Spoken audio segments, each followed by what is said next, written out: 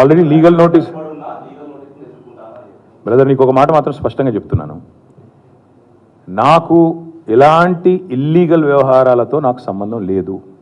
Phone tapping అని చెప్పి leak వీరుడు రేవంత్ రెడ్డి గారు పాపం డైరెక్ట్గా ప్రెస్ కాన్ఫరెన్స్ పెట్టే దమ్ము లేదు, డైరెక్ట్గా ఆధారాలు ప్రజల ముందు పెట్టే దమ్ము లేదు, ఏముందో విషయం ఎవరికి తెలియదు. పోలీస్ రిమాండ్లో ఉన్న వాళ్ళకి కూడా ఫోన్లకు వెళ్ళి మీకు లీకులు వస్తాయి. ఈయన లీకు వీరుడు.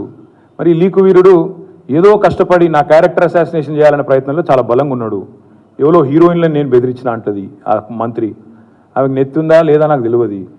నాకు అంత కర్మ ఏంది, నాకు ఈ దిక్కుమాలిన పనులు చేయాల్సిన పరిస్థితి ఏంది, నాకు ఎలాంటి ఫోన్ ట్యాపింగ్ వ్యవహారంతో నాకు ఎలాంటి సంబంధము లేదు. ఈ అడ్డమైన మాటలు ఎవరైనా మాట్లాడితే, చెత్త మాటలు ఎవరైనా మాట్లాడితే వారు మంత్రి అయినా ముఖ్యమంత్రి అయినా తాట తీస్తాము, లీగల్గానే చూసుకుంటాం. తాట తీస్తామంటే మళ్ళీ మీరు ఇదే యూట్యూబ్లో తమ్మునీళ్ళు పెట్టి తాట తీస్తామన్నాడు ఈయనకు అహంకారం ఎక్కువ అని చూపెడకూరి. అదే వినండి, తొందరపడకండి.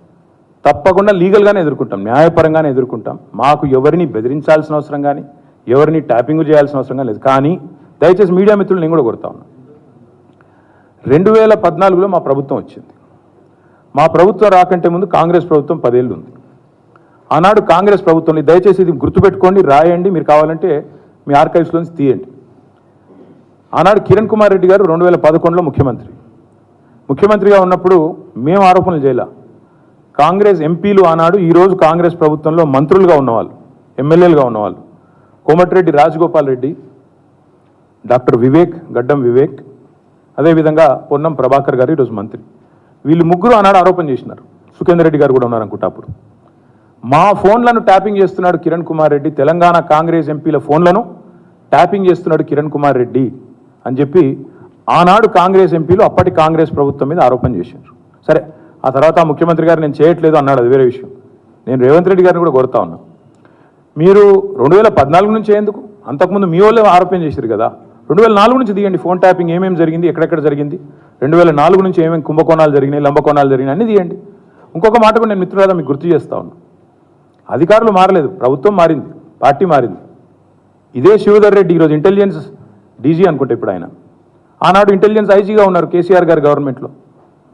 ఈరోజు టీఎస్పీఎస్సీ చైర్మన్గా ఉన్న మహేందర్ రెడ్డి గారు ఆనాడు రాజశేఖర్ రెడ్డి గారి గవర్నమెంట్లో ఇంటెలిజెన్స్ ఐజీ, ఆ తర్వాత మా ప్రభుత్వంలో డీజీ, హైదరాబాద్ సిపి. మరి ఈరోజు డీజీపీగా ఉన్న రవి గుప్తా గారు ఆనాడు హోమ్ సెక్రటరీ.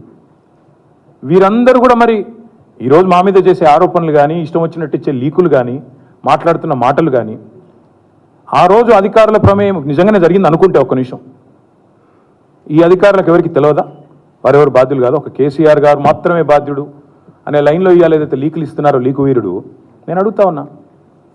మరి మహేందర్ రెడ్డి గారు, శివధర్ రెడ్డి గారు, రవి గుప్తా గారు, ఇంకా చాలామంది ఉన్నారు, సజ్జనార్ గారు అన్నాడు ఎస్ఐబి చీఫ్, వీళ్ళందరూ ఉన్నారు. మరి అధికారులే మారలేదు కదా.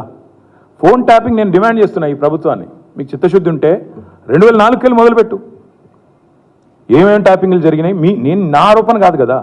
ఈరోజు నీ ప్రభుత్వంలో నీ పక్కన కూర్చున్న పొన్నం ప్రభాకర్ గారే ఆ రోజు ఆరోపణ చేసిండ్రు.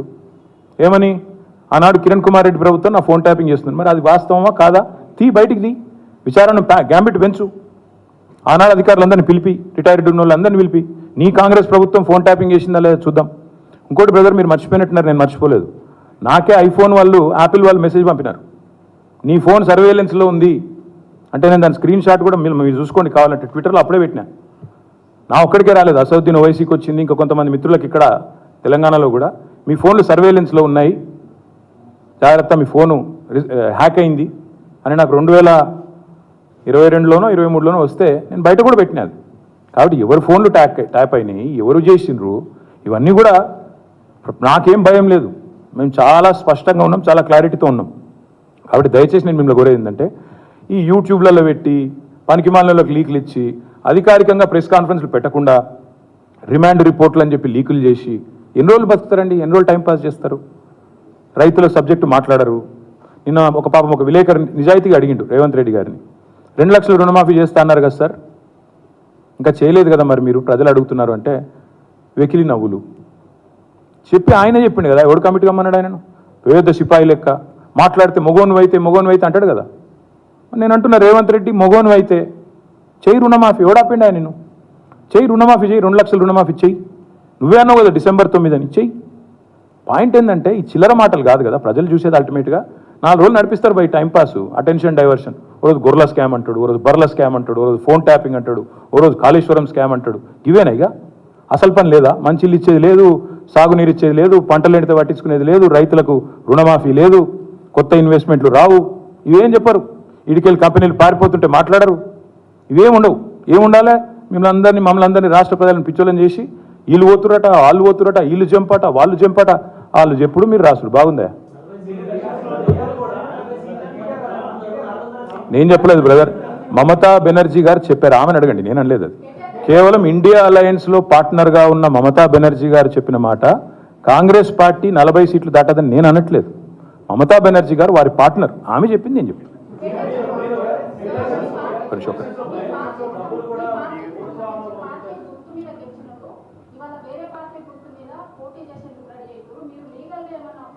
ఎస్ ఎస్, ఇదిగో ఈ సుప్రీంకోర్టు తీర్పు అమ్మా, నాది నీది కాదు. దిస్ ఇస్ సుప్రీంకోర్టు తీర్పు. Speaker should decide on disqualification with in 3 months. Supreme court. So Kadiyam Srihari గారి పదవి ఊస్టింగ్ గ్యారంటీ, దానం నాగేందర్ గారి పదవి ఊస్టింగ్ గ్యారంటీ. తప్పకుండా ఇద్దరి కూడా జరుగుతుంది. ఇంకెవరు కండువా వేసుకుంటారో వాళ్ళందరిది కూడా జరుగుతుంది. ఆ 2 చోట్ల ఉప ఎన్నికలు పక్కా వస్తాయి. గన్పూర్లో వస్తుంది తప్పకుండా మీకు 1000%. దాంతోపాటు మన ఖైరతాబాద్లో కూడా ఉప ఎన్నిక ఖాయం. ఇది నాది కాదు, మీకు పంపిస్తాను, చూసుకోండి, చదువుకోండి. నేను చెప్పడం కాదు ఇది. ఇంకొక మాట, ఇది సుప్రీంకోర్టు చెప్పిన తీర్పు, మీకు మొత్తం కాపీ ఇస్తాను. ఇంకొక మాట, మార్చి 18 నాడు మా శాసనసభ్యులు అందరు కూడా పోయి దానం నాగేందర్ గారిని డిస్క్వాలిఫై చేయాలని స్పీకర్ గారిని కలిసాం మార్చి 18 నాడు.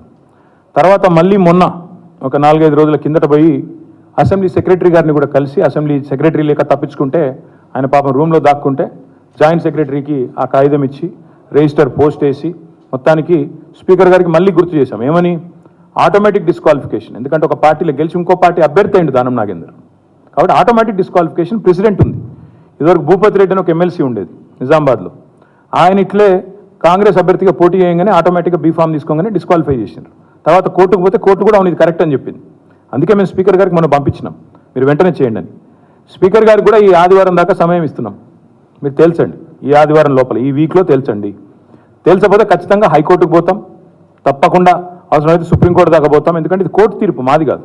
1000% దానం నాగేందర్ గారు అదేవిధంగా కడియం శ్రీహరి గారు ఇద్దరు పదవులు ఊస్తవుతాయి. ఉప ఎన్నిక వస్తుంది, న్యాయ పోరాటం చేస్తాము. ఈ ఆదివారం దాకా స్పీకర్ గారికి మేము కూడా మా పార్టీ తరఫున గడువిస్తాం.